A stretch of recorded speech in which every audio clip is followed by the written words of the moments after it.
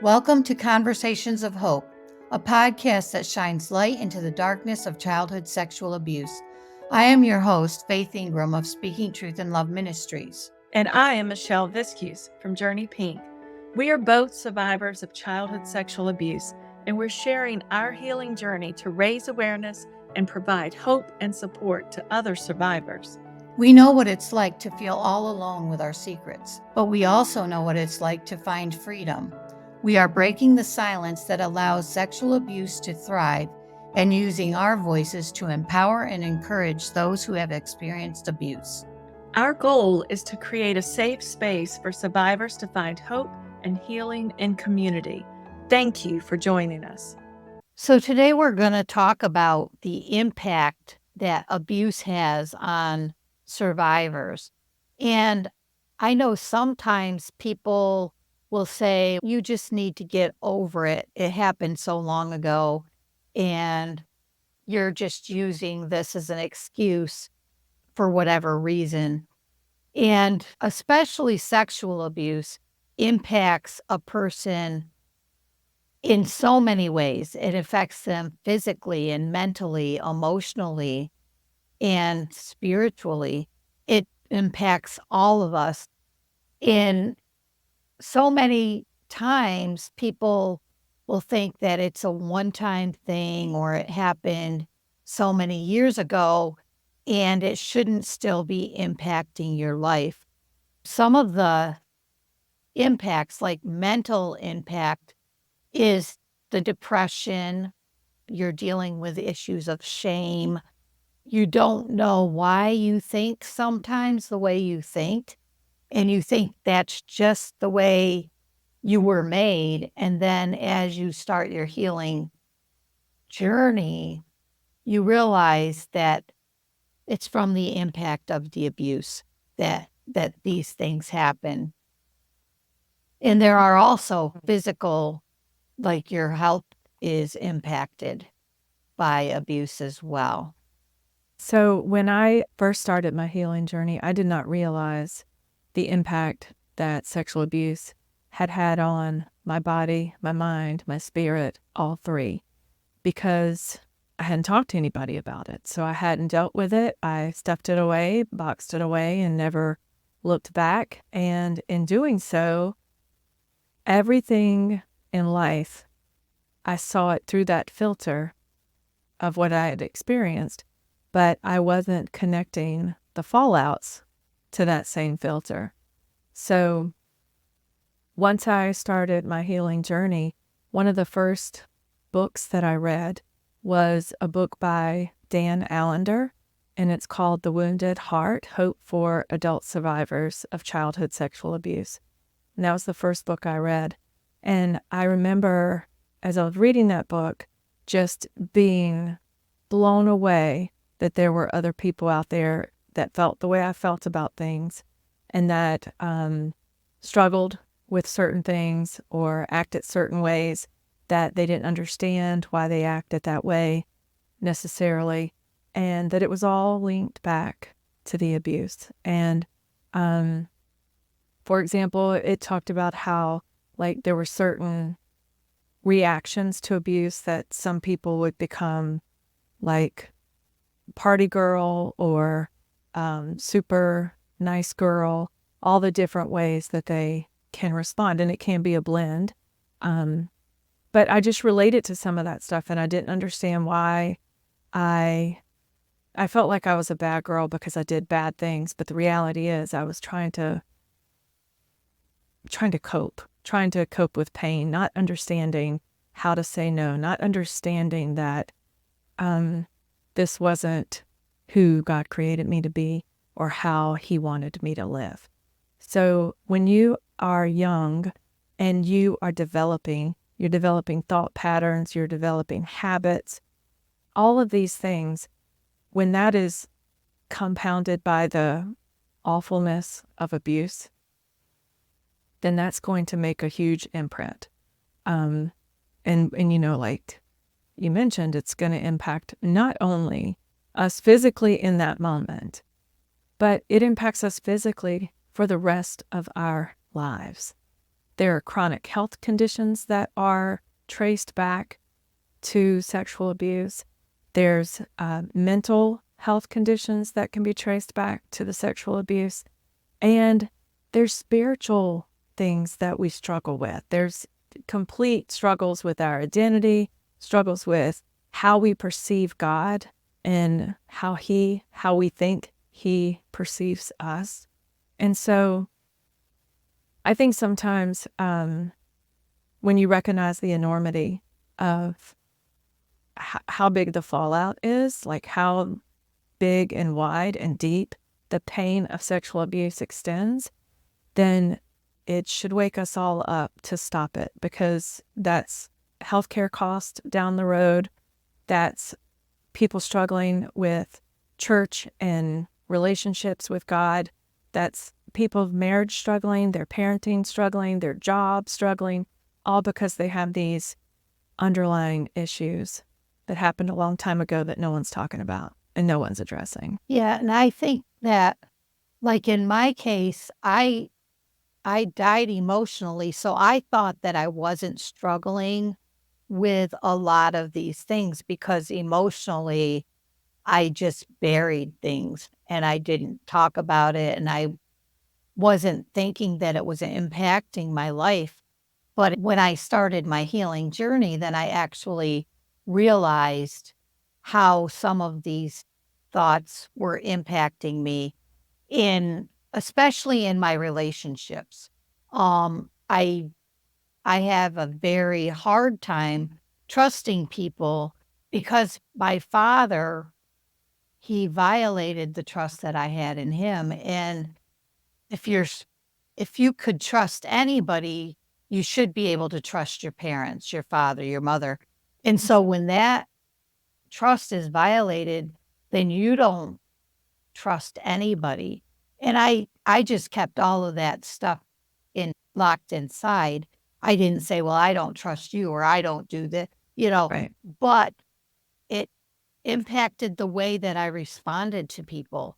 It impacted the fact that I wouldn't share anything with Mhm. anybody because I didn't trust them with what I was thinking, with what I was feeling. And that was the biggest impact that it had on me. But I was just numb. But a lot of people deal with the pain that they're going through by becoming addicted to drugs or alcohol to deaden the pain. And then that impacts their physical well-being as well. And some of the physical impacts are because we may make unhealthy choices, but there are just physical impacts just from the stress in the chemicals that are going through our body at such a young age that our bodies aren't designed to have all of those chemical reactions. Um, so it does impact us. Right. And even after the abuse stops, I know for me, I still struggle with adrenaline and cortisol surging through my body uninvited. Like, I'm not trying to be stressed out. I am not trying to feel that tension that's surging through my body from those chemicals. But it has been so normalized for so long that I have to intentionally find ways to calm my body and to relax my body, because that has been normalized. But like you mentioned, it's not healthy for those chemicals to constantly surge your body. It causes health conditions. It causes chronic pain. It causes chronic health conditions. And even though, it was designed to be an alarm system, we weren't designed to live in a constant state of alarm. And unfortunately, that's what sexual abuse does to you, because you are constantly trying to anticipate safety and survival. You're constantly trying to control whatever you can in your environment. If I go into this room, then what's going to happen? If I go into this room, what's going to happen? Those are the kinds of thoughts. Instead of, I just want to go play with my toys today, those are the thoughts that you were processing as a child. How do I avoid this? How do I make sure no one finds this out? How do I keep myself safe? Like what can I do now? And unfortunately, that is a pattern because you're developing, and you're developing your thought patterns, you're developing your perception of the world as a child, and that carries into adulthood. And so one of the things that happened with me recently I had a conversation with some people, and the question was, what is a great trait that you have that's also a weakness? And one of the things that I thought about is I want all the I's dotted and all the T's crossed. So if I sit down to create a graphic for social media, it takes me far longer than the average person. My husband laughs at me. He's like, just put it out there. What are you worried about? But I analyze every corner. I want to make sure, and I still don't feel like it's great at the end. But I want everything to be correct. I want it to be right. There is no gray. It has to be a certain way. And that can be a positive, especially like in a job where you're trying to make sure you're doing everything right. But the problem, or where that comes from, is having to constantly manage my environment for safety, and to constantly manage, like, if I go into this room, what's going to happen? And so that's just how my thinking is, that everything, I have to control what I can control and do the best that I can to control it, instead of just going through life. And I think that comes from that thinking that was instilled in me as a child by myself, of how do I survive today? What can I do today to be safe? And that carries on into how you interact with people, and how you interact at work, and how you do your job, how you perceive how your job needs to be done, etc. And even with relationships like you, I had friends, I had people that I knew and that I was close to, but I didn't tell stuff. Like, I didn't let people in. I didn't. It's still hard for me to let people in. I think I'm getting better at it, and I'm trying, but there's still those voices in my head that just say, this is not worth it. Not worth it. Right. Like, don't do it. And so I intentionally work to have friendships and to show up, because for me, it would be easier to stand back and not. Right. Right. And I know with the perfectionist, I guess, is what I am the same way. When I'm working on a project, everything has to be perfect. And I will avoid doing something because I know I want it to be perfect, and I'm not sure how to make it perfect. And so I'll just keep putting it off and putting it off. Then when it's at the last minute and I have to get it done, it'll take me forever to get it done because, well, this isn't right or that isn't right, and this doesn't just fit. But I I do struggle with wanting to make sure that everything is perfect. And I think that's part of being abused. We're trying to do something in such a way that everybody will be happy, and they won't have a reason to be upset with us or to cause us pain. And even though we don't really have to worry about that anymore, most of us, at least you and I are in relationships that are safe, and we're not in constant fear of being abused, but that just carries over from when we were younger and we couldn't have control over everything. So now we do want to make sure that what we have control over, we're doing the very best that we can do. But we Right. don't leave room for error or less than perfect. Right. We think that we need perfection. Yeah. And that's a lot. That's a lot to carry, especially on something that may not require that much energy. Yet we feel like we have to give it that much energy. It doesn't, sometimes I can't, um, separate. This is truly important. This is not important. It all has to be Mhm. just so. And Right. so it can take a lot of time and energy. And I know we mentioned like the health conditions and health concerns and things like that. But I think one of the things too that came up when I was talking about that is just how complicated and difficult it is to be in a doctor's office or to go to a doctor's visit, to go to a dentist visit, like things that we all may dread and not look forward to. But for survivors, sometimes those appointments are incredibly awful and hard. Um, I know that I thought I had high blood pressure because every time I went to the doctor, my blood pressure would be elevated. And it was because it was elevated because I was at the doctor. I was nervous. I was scared. And I was uncomfortable. So those are things that we have to do. We have to go to the dentist. We have to go to the doctor. But when you're navigating that as a survivor and the dread that comes over you and I cannot wait for this to get over. I know prior to healing, I would dissociate during those appointments and like stare at they would usually have something on the ceiling that you could stare at.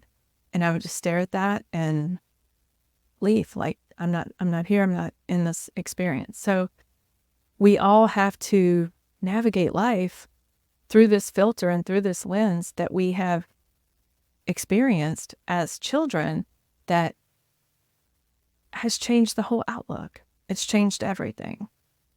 And our health and our body, our relationships, church, our Mm. perception of God. How do you Yeah. wrap your head around that as a child? Right. Right. And one of the impacts, you were just mentioning dissociation. And a lot of people may not know what that is, but it is a condition that a lot of survivors used as a survival skill when they were being abused. Can you talk a little bit about what that is and how that has impacted your life? Yes. So I feel like this is something that God gives us to survive. It helped me to survive. So it's like you're not there anymore. You're out of your body. You're not experiencing it and you miss it. The problem is because it happened so often for so long, my ability to dissociate, I really didn't have control over it. So there would be times where, like at the doctor's office, where I would stare at the thing on the wall and willingly dissociate. But then there were also times where if I felt overloaded or overwhelmed for whatever reason, I'm having a conversation with you, and people who were close to me saw this. They didn't necessarily know how to make sense of it, but they would see this. And so there were many, many times with my husband that I would ask a question and he would say, "We have had this conversation. We have had this conversation. We talked about this, and this is what we decided," or whatever. But what would happen is in that conversation, whatever it is, it could have been a work conversation or, with a friend, I would get overwhelmed and I don't remember what the conversation was. I would be shaking my head and saying, yeah, okay, yep, that sounds good. And I don't remember the conversation. And so I did have one friend that would call me out on it. She's like, Michelle, are you listening to me? Did you just hear what I said? And I would be like, okay, say it again. What was it? But now she understands why I struggled that way. And it's better now. It's much better now. When I first started my healing journey in counseling, that's how I would go to those places. I would look in the corner of her office and I would go back in time and I would be in the room. So I could dissociate and be in that moment. And then there came a time in the counseling where I said to her that I'm not able to do that anymore. Like, I can't willingly avoid something at the dentist or whatever. It's not happening for me anymore. And she said, that's because you now have skills to survive without dissociating. That, you had that for a season to get you through, but now you have God's given you what you need and the tools that you need to survive, that your body's not going straight to dissociation anymore. And so if you don't know that that's what you're doing, how would you know that that's what you're doing? I'm just thinking, I forget things. Like, maybe we did have this conversation, but I have absolutely no memory of it. And it really was that maybe in that moment I got completely overwhelmed and missed part of that conversation. Right. And I know with that, it's also related to people, they used to call it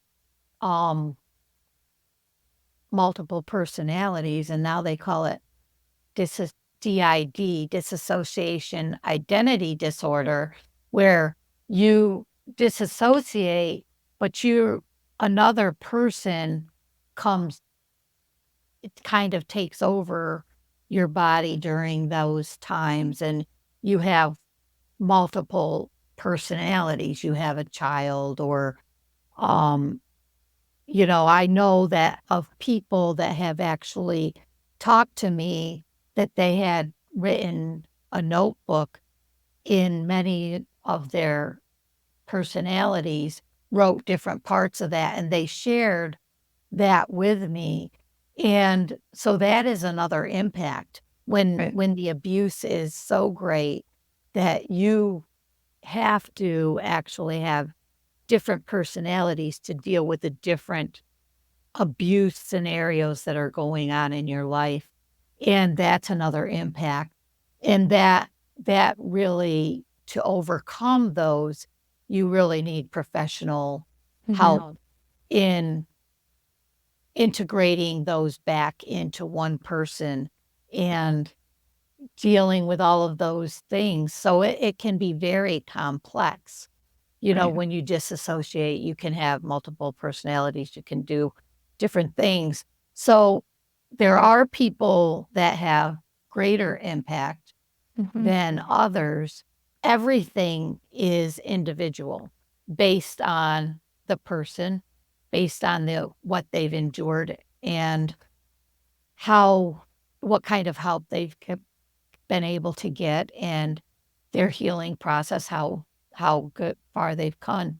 But I know that for me, my biggest impact was in my relationships, mainly to the people closest to me, my husband and my children, because they're the ones that see me when I'm the most stressed.